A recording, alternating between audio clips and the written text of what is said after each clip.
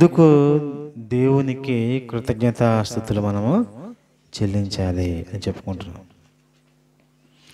ఎందుకు కృతజ్ఞతాస్తుతులు చెల్లించాలి అని అంటే, ఎందుకు చెల్లించాలి? ఇక్కడ చూస్తున్నప్పుడు మనవి వినినందుకు ఎవరి మనవి? యేసుక్రీస్తు వారు తండ్రిని దేవునికి మనవి చేసినప్పుడు ఆయన మనవి పరలోకములో ఉన్న దేవుడు విన్నాడు గనుక అందును బట్టి ఆ క్రీస్తు వారు ఏం చెబుతున్నాడు అని అంటే, అయ్యా, నా మనవి నువ్వు విన్నందుకు గాను నేను నీకు కృతజ్ఞతాస్తుతులు చెల్లించుచున్నాను. దేవుడు మనవి వింటే, దేవుడు మన మనవి వింటే మనం ఏం చేయాలట? ఆయనకు కృతజ్ఞతాస్తుతులు చెల్లించాలి. మన పాపాలను క్షమించాడు గనుక ఆయన కృతజ్ఞతాస్తుతులు చెల్లించాలి. తల్లిదండ్రులను, అన్నదమ్ములను, తోబుట్టువులను, బంధువులను ఇచ్చాడు గనుక ఆయన కృతజ్ఞతాస్తుతులు ఏం చేయాలి? చెల్లించాలి. ఈ మానవ జన్మను బట్టి దేవునికి కృతజ్ఞతాస్తుతులు చెల్లించాలి. దేవుడిచ్చిన ఈ అవయవాలను బట్టి దేవునికి కృతజ్ఞతాస్తుతులు చెల్లించాలి. దేవుడిచ్చిన ప్రకృతిని బట్టి దేవునికి కృతజ్ఞతాస్తుతులు ఏం చేయాలి? చెల్లించాలి. ఈరోజు పాఠం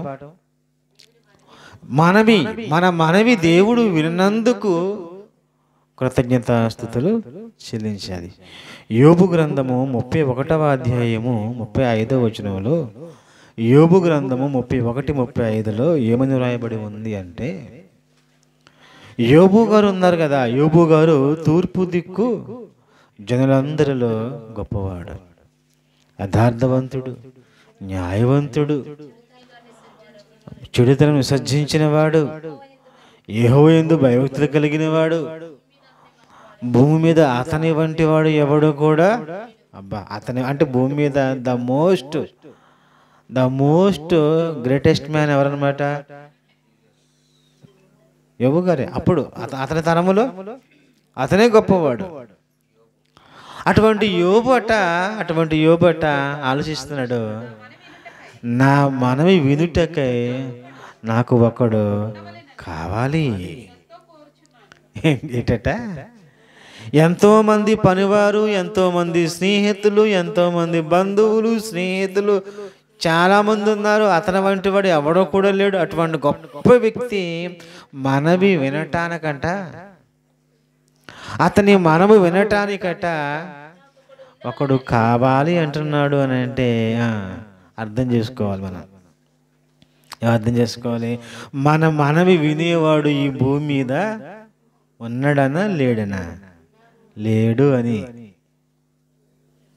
మన జీవితాల్లో కూడా మన మనవి వినేవారు కావాలి. ఎవరు వింటారు? బంధువులు వింటారా? అంత సమయం వారికి లేదు. స్నేహితులు ఉంటారా? లేదు, స్వార్థం వేరు. రక్త సంబంధికులు ఎవరైనా, అన్నదమ్ములు ఎవరైనా, అక్క చెల్లెళ్ళు ఏమైనా వింటారా అంటే వాళ్ళు బిజీ, వాళ్ళ పనుల్లో వాళ్ళు బిజీ. ఎవరి పనుల్లో వారు బిజీగా ఉన్నారు, ఎవరి ఇష్టానుసారంగా వారు జీవిస్తూ ఉన్నారు. ఎవరి లైఫ్ వారిదే, ఎవరి బాట వారిదే, ఎవరి క్రియలు వారివి, ఎవరిది వాళ్ళదే. పక్కవాడిని చూసుకున్నంత తీరిక, సమయము ఎవరికి లేదు, మనుషులకు లేదు. కానీ ఈరోజు మనుషుల మనవి వినటానికి ఒకరు కావాలట, ఒకరు కావాలి. ఎవరున్నారు? చదవమాట.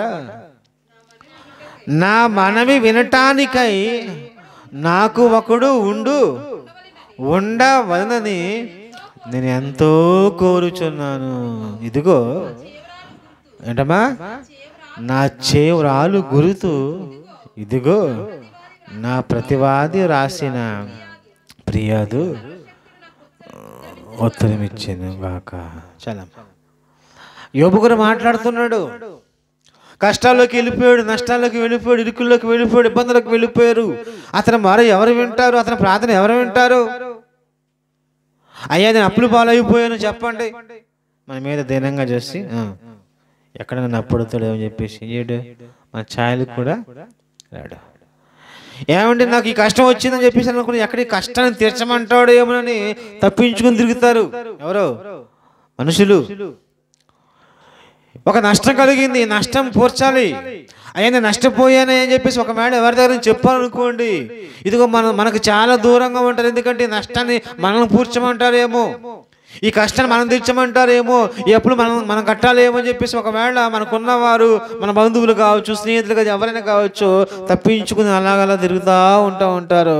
కానీ అసలు మనం బాధ వినేవాళ్ళు ఎవరు కూడా కనపడరు. అప్పుడు ఒక్కడవే నువ్వేం చేయాలి? గదిలోకి వెళ్ళిపోయి తలుపులు వేసుకుని ప్రార్థన చేయాలి. బైబిల్లో ఉంది. 65వ కీర్తన 2వ వచనములు. 65వ కీర్తన, నా ప్రార్థన ఆలకించువాడా సర్వ శరీరులు. ఒకడు కాదు, ఇద్దరు కాదు, 1000 కాదు, 10,000 మంది కాదు, 1,00,000 కాదు, 2 లక్షలు కాదు, 1 కోటి కాదు, 10 కోట్లు కాదు, ఎంతమంది అయితే ఈ భూమి మీద ఉన్నారు, సర్వ జంతువులతో సహా, అరుచు పిల్ల కాకులతో సహా, అడవులో ఉంటున్న మృగాలతో సహా, పక్షులతో సహా, సర్వ శరీరులు, మనుషులు, జంతువులు, జీవులు, జీవరాశులు, క్రిములు, కీటకాలు ఏవైనా కానీ ఏం చేస్తాయట? ఆయనకి ప్రార్థన చేసుకోవాలి అనుకుంటూ ఉంటాం. ఈరోజు భోజనం చేస్తున్నాను, నా కష్టం ఇది, ఇది నా కష్టం ఇది అంటాం, ఇది నా బాహుబలం, ఇది నా ఉద్యోగం వల్ల వచ్చిన ఈ జీతం వల్ల నేను 3 పూట్ల తింటున్నాను అనుకుంటున్నామా? అంటున్నారమ్మా లేదా? అరచు పిల్ల కాకులు. కాకెందుకు అరుస్తుంది? కాకెందుకు అరుస్తుంది? అడుగుతుంది, ఆహారం కోసం అడుగుతుంది. ఎవరిని అడుగుతుంది? సృష్టికర్తను అడుగుతుంది. సింహపు పిల్లలు ఏం చేస్తున్నాయి? చూస్తున్నాయట, ఆహారం ఎక్కడిదో చూస్తున్నాయట. ఆ సింహపు పిల్లలకు ఆహారం దయచేసింది ఎవరు? దేవుడే. ఈ భూమి మీద ఉంటున్న మనుషులకైనా జంతువులకైనా, అందుకే సమస్త శరీరులట ఇదిగో ఎవరి వద్దకు వస్తున్నారట అంటే దేవుని వద్దకు వస్తున్నారు.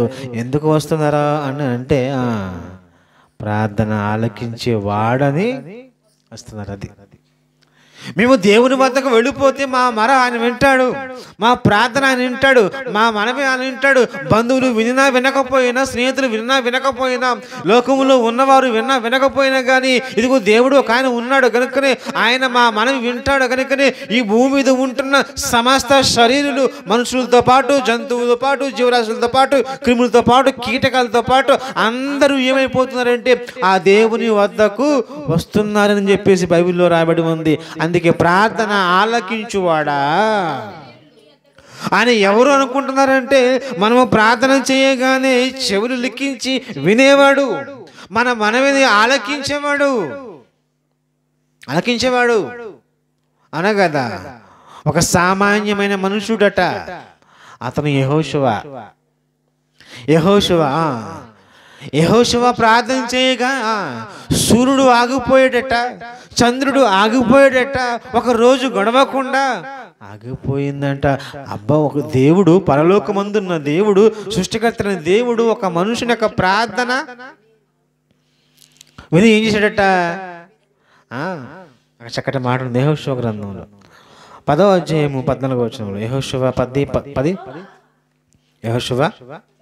10వ అధ్యాయము 14వ వచనంలో, యెహోవా ఒక నరుని మనవి వినిన ఆ దినము వంటి దినము దానికి ముందు కానీ తనకి వెనక కానీ ఉండలేదట. ఒక దేవుడు ఒక నరుని మాట విని సృష్టిని స్తంభింప చేశాడు, ఆపేశాడు. సూర్యుడు ఆగిపోయాడు, చంద్రుడు ఆగిపోయాడు. ఎవరి మనవి విని? అబ్బా, అక్కడ చక్కటి మాట అది. ఆ మాట కాదు మనకి. ఒక నరుని మనవి విని, అబ్బా, ఒక నరుని మనవి విన్నాడు దేవుడు. ఒక నరుడెవడంతకీ పురిగి వంటివాడు, ధూళి వంటివాడు.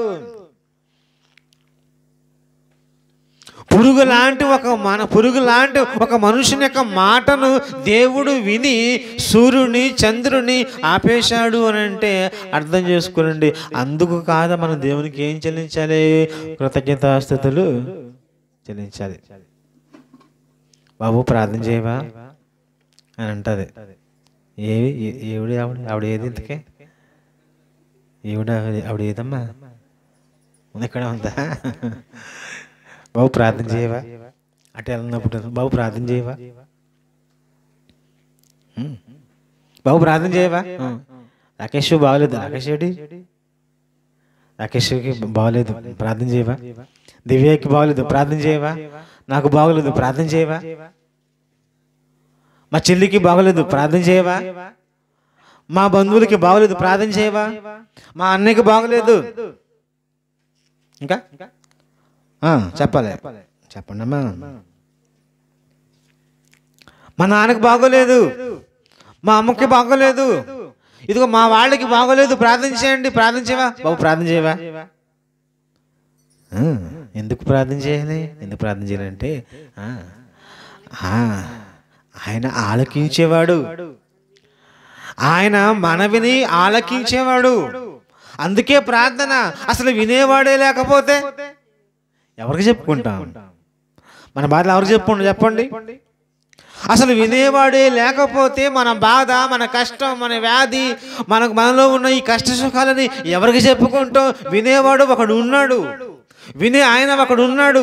ఆకాశ మండలమందు ఉన్నాడు ఆయన పరలోకంలో ఉన్నాడు. అందుకే బైబిల్లో ఏమని వ్రాయబడి ఉందనంటే, సర్వ శరీరులు నీ వద్దకు వచ్చి నీ ముందు మోకరిస్తారు. ఎందుకు మోకరిస్తారు అనంటే ప్రార్థన ఆలకించే వాడని. అది లెక్క అంటే. అర్థమైంది లేదా? ఒక ఇంటికి వెళ్ళి నువ్వు చెబుతా ఉండు, నువ్వు ఏం చెబుతావో, ఎందుకు వచ్చావో భయముతో వణికిపోతూ ఉంటాడు. ఎందుకు వచ్చింది, ఏం అడుగుతుందో ఏటో, అమ్మో ఏం అడుగుతాడో ఏటో, అవేవో కష్టం. మన మనవి మనుషులు వినటానికి కంగారు పడతారు. మన మనవి వినటానికి మనుషులకు మనసు ఉండదు, మనసు లేదు. ఎవరు మన మనవి వింటారు?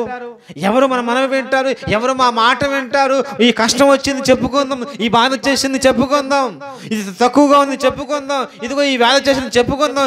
ఎవరి దగ్గరికి వెళ్ళినా కానీ ఏం చేస్తూ ఉంటారు? విన్నట్టుగా యాక్షన్ చేస్తారు. మన బాధను నివారించే వారికి యాక్షన్ చేస్తారే తప్ప ఎవరు కూడా మన మనవి ఆలకించరు, ఎవరు వినరు. స్నేహితులు వచ్చారు కదా, ఏ బుధవారం కాదు స్నేహితులు వచ్చారు. ఎంతమంది? 33 మంది వచ్చారు. ఎంతమంది వచ్చారమ్మా? 33 అనుకుంటున్నానన్నా? లేదు, 3 వచ్చారట. ఆ 3 వచ్చేసి చక్కగా కూర్చుని ఏం చెప్పుకుందామంటే వాళ్ళ వింటలేదు. ఈయనకేం చేస్తున్నారు? ఈయన బాధలో ఉన్నాడు. ఎవరు? యోబు బాధలో ఉన్నాడు. అందరూ పోయారు, ఏమీ లేదు, కష్టంలో ఉన్నాడు, నష్టంలో ఉన్నాడు, ఒంటి నిండా వ్యాధి. అసలు మనిషిగా లేడు. మనిషిగా లేకపోతుంటే తన బాధను చెప్పుకోవచ్చు అవకాశం ఉంది కదని చెప్పేసి ఎవరో 3 స్నేహితులు వేస్తుంటే చెప్పుకుందామంటే వినటం లేదే. అప్పుడు అంటున్నాడు మాట ఏమని? చదువుకుంది దేవు గ్రంథంలో, నా మనవి వినవని ఒకడు నేను కోరుచున్నాను. కింద మాటలే ఉంది, లాస్ట్ మాటలో యెహోవా నా మనవి కింద మాట సర్వశక్తుడు నాకు ఉత్తరం ఇచ్చును. బాగా నా మనవి ఎవడైనా ఒకడు వింటే బాగుండు అనుకుంటున్నాడు ఆయన. ఎవరు వినటం లేదు. స్నేహితులు వచ్చారు, వినటం లేదు. ఎవరు లేనప్పుడు ఎవరు వింటారో? అందుకే కింద మాట ఏమన్నాడంటే, సర్వశక్తుడు దేవుడే నా మనవి ఆలకిస్తాడు, ఆయన నా మొర వింటాడు, ఆయనే నాకు ఉత్తరం ఇస్తాడు. మనుషులు దగ్గర వెళ్ళిన పని అవ్వదు, రాజుల వద్దకు వెళ్ళిన పని అవ్వదు, ఎక్కడికి వెళ్ళిపోయినా కానీ నాకు ఎలాంటి నా మనవి ఎవరు వినరు, కానీ దేవుని వద్దకు వెళ్ళిపోతా. ఆయన సర్వశక్తుడు, సర్వశక్తి మంతుడు, ఆల్మైటీ గాడ్. ఆయన దగ్గరికి వెళ్ళిపోతే నా మనవి ఆలకింపబడుతుంది.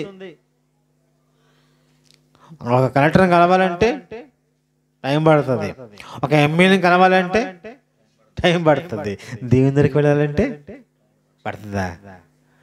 క్షణం. అవునా కదా? ఒక్క క్షణం నా మోకరించి ప్రార్థించి చెప్పండి.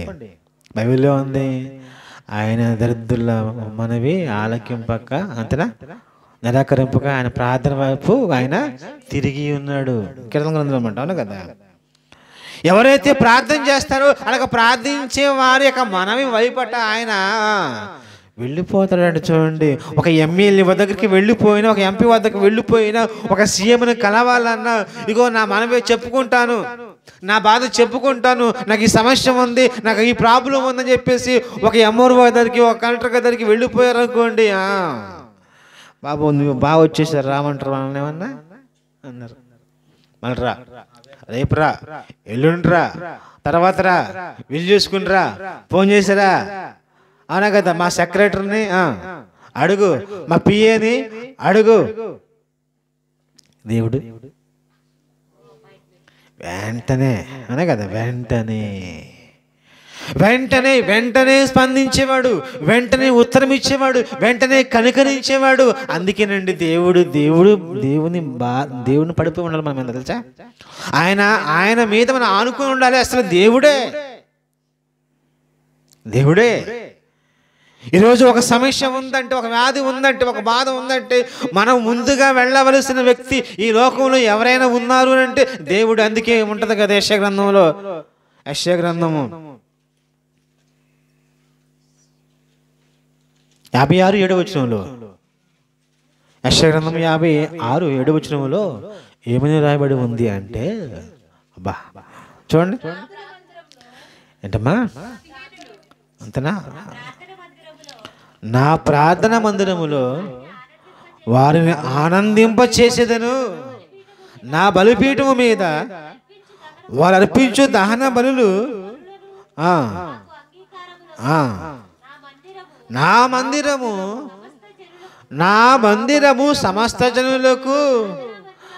ఎవరు అమెరికా వాడుకో, లేకపోతే ఇండియా వాడుకో కాదు, సమస్త జనులు, సమస్త దేశాలు, సమస్త ప్రజలు, సమస్తం కదమ్మా. నా మందిరము సమస్త జనులకు ప్రార్థనా మందిరం అనబడును. మన మందిరము, నా మందిరము ఎటట సమస్త జనులకు ప్రార్థనా మందిరం అంట. అంటే దేవుడు ఇలాంటి వాడు అనమాట, ప్రార్థన ఆలకించేవాడికి అర్థమవుతుంది. ఈ భూమి మీద ఎవడైనా కానీ ఏం చేయాలి? దేవుని దగ్గరకు వచ్చి మోకరించాల్సిందే. ప్రతివాని మోకాలు యేసు నామములో వంగాలి. ఎందుకంటే ఆయన ఎవరనుకున్నారు? ప్రార్థనను ఆలకించేవాడు. బంధువులు, డాక్టర్లు, యాక్టర్లు, వాళ్ళు వీళ్ళు ఎవరో, కష్టం వచ్చింది, అవునా కదా? కష్టం వచ్చినప్పుడు నువ్వేం చేస్తావు? నా అభిమాని హీరో అన్నాడు. ఎవరంటే ప్రభాస్. 6 అడుగుల అందగాడు, సలార్ సినిమా. వెళ్ళి చెప్పు, ప్రభాస్ కాకే చుట్టూరు ఎవరుంటారు తెలుసా? ఇంతంతలా బాడీ బిల్డర్స్ ఉంటారు, అవునా కదా? దగ్గరికి పోతే ఏం చేస్తారు? తోసాలు పడతారంటే అది బాగుంటారు అంతే.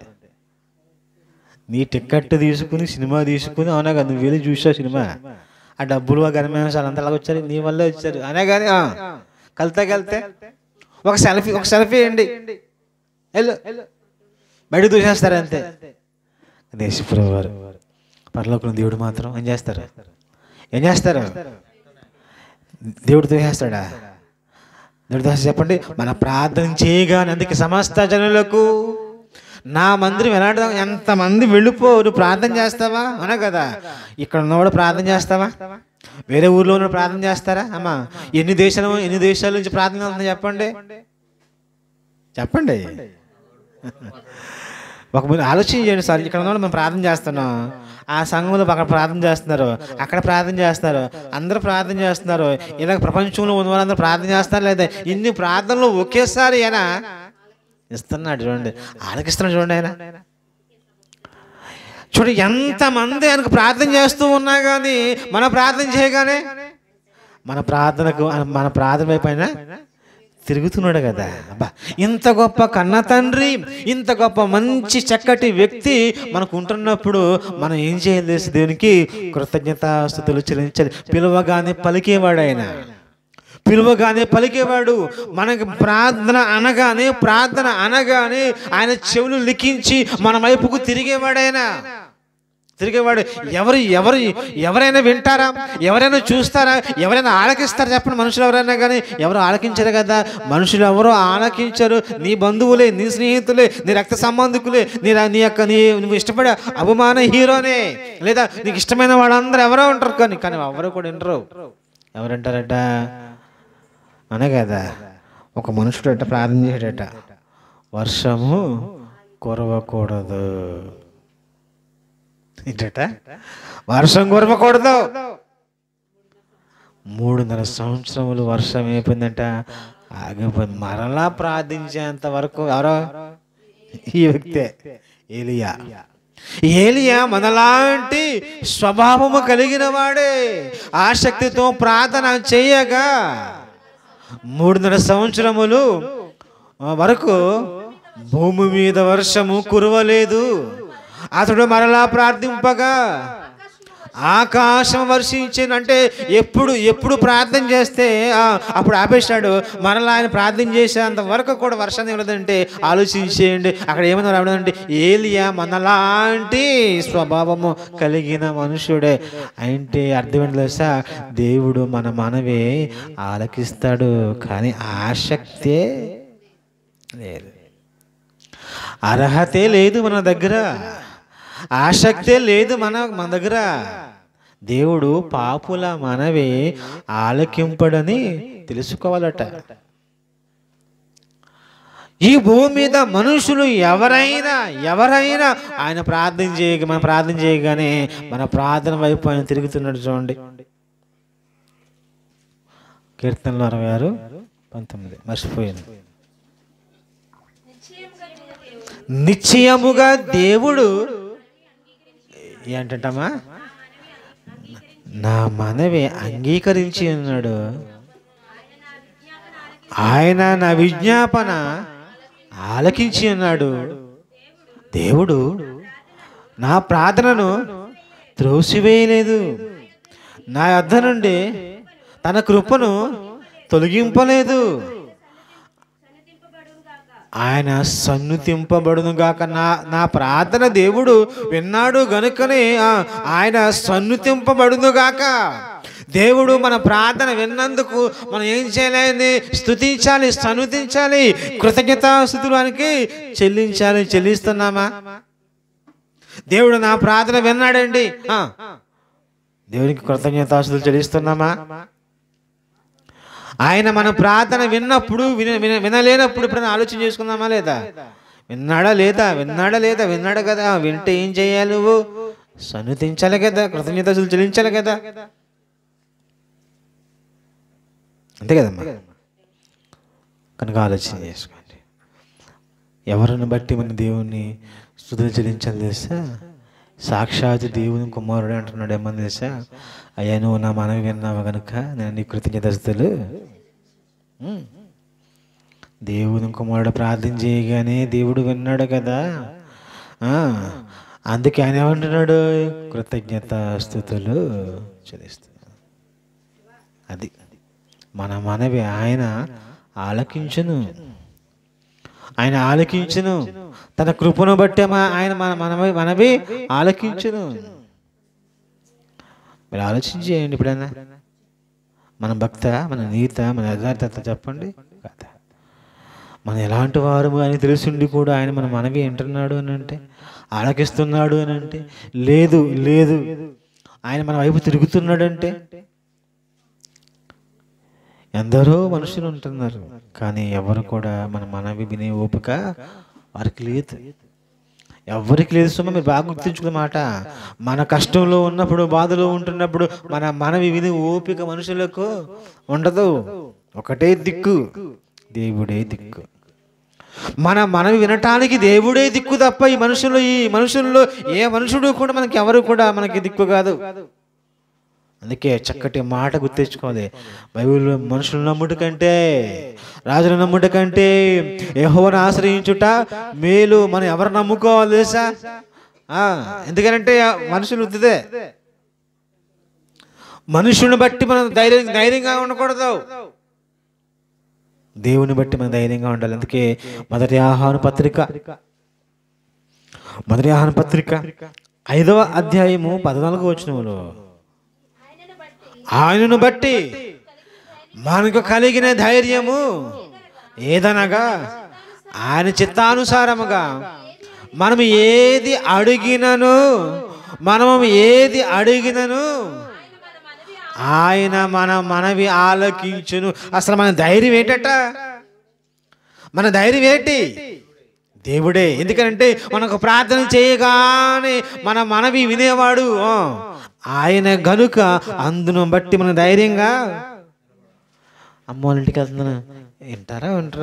అమ్మ వాళ్ళ ఇంటికి వెళ్తున్నారు, నాకు సహాయం చేస్తారా చేయరా? డౌట్ భయంతో వెళ్తూ ఉంటాం, భయంతోనే వెళ్తూ ఉంటాం. కానీ ధైర్యం ఏంటి చెప్ప? ధైర్యం ఏమని చెప్తుంది చూడండి, బైబిల్లో ఏం చెప్తుందంట? మన ధైర్యము ఏదనగా ఆయన చిత్తానుసారముగా మనం ఏది అడిగినను ఆయన మన మనవి ఆలకించునని మనం ఎరిగిన ఎడల మనం ఆయనను వేడుకొను మనవి మనకు కలిగినదని ఎరుగుదము. అంటే ఒక మాట చెప్పాలంటే, మనం దేవుని బట్టి ధైర్యం తెచ్చుకుని ఒక మనవి చేస్తేనట ఆయన మన మనవి ఆలకించిన. 13వ వచనంలో కూడా, 13వ వచనంలో, దేవుని కుమారుని నామమందు విశ్వాసముంచి మీరు నిత్య జీవము గలవారని తెలుసుకున్నట్లు ఈ సంగతిలో రాయచ్చు. 11వ వచనం చదివింది కనుక ఆలోచన చేసుకోవాలి. ఒకసారి ఆలోచన చేసుకోనండి. ఎవరమ్మా మన మనవి ఎవరంటారు చెప్పండి? ఎవరైనా వింటారా? ఎవరు మన మనవి వినరు. నువ్వు గుడిలోకి వెళ్ళి ప్రార్థన చేయి. మనిషి ఇంటికి వెళ్ళిపోయి నువ్వు అడిగావనుకో, మనిషి ఇంటిలోకి వెళ్ళిపోయి మనం చేసుకుందాం అనుకో, నీకేం పని అవ్వదు. అది గుడిలోకి వెళ్ళిపోయి ప్రార్థన చేయి, గుడిలోకి వెళ్ళిపో. అసలు గుడి అంటే దీనికోసం అట, నా మందిరము సమస్త జనులకు ప్రార్థనా మందిరం అది ప్రార్థనా మందిరం. అది చాలా మంది, మీరు ఆలోచన చేయండి, చాలా సంఘాల్లో ఉంటున్న విశ్వాసులు గుడిలోకి వెళ్ళి ప్రార్థన చేయరు కదా. చేస్తారా? తక్కువ, ఎవరో 1, 2 బస్సు ఒక సంఘానికి 1, 2 ఉంటారు అనుకుంటున్నాను. అయితే మిగిలిన వారు అందరూ ఏమైపోయారు?